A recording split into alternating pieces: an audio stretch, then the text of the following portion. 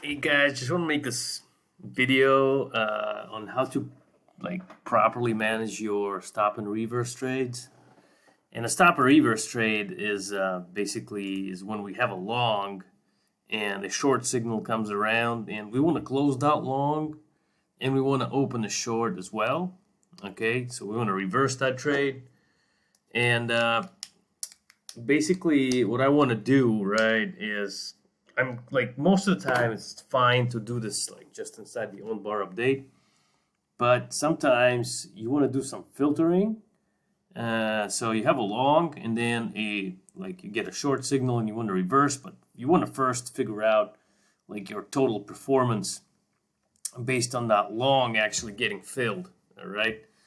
And when that sort of stuff happens, you can't just like inside on bar update. So we have like an exit market, right? And so we have a long and there's an enter short signal that comes around. So we just place a market exit order so we get, filled with our exit. What happens then is you would usually just place an entry order right after that. Or you can even, place an exit order, which is going to have a number of lots exceeding the number of lots you have open. But that's not a very good idea, not very flexible, right? But so most of the time you just place an entry order here and just enter right in. But if you do that inside on bar update and look in the system performance, you would not see the trade that you're just submitted to close, right? You have to do it. So you have to distinguish. So like my market exit order, right? It has a name, exit long name, right? And my so basically what happens is I wait for the on execution update to fire, right? And inside my manage orders, right?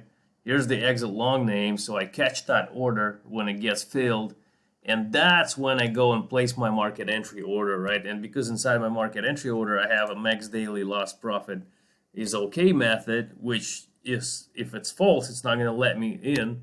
So that's when I go ahead and that's when I look into my system performance, all trades, and that trade that just got filled is gonna be there, right? But if you do it inside the on bar update method, it won't, right? So that's the trick. I just wanted to make this video so I don't forget myself. Take care.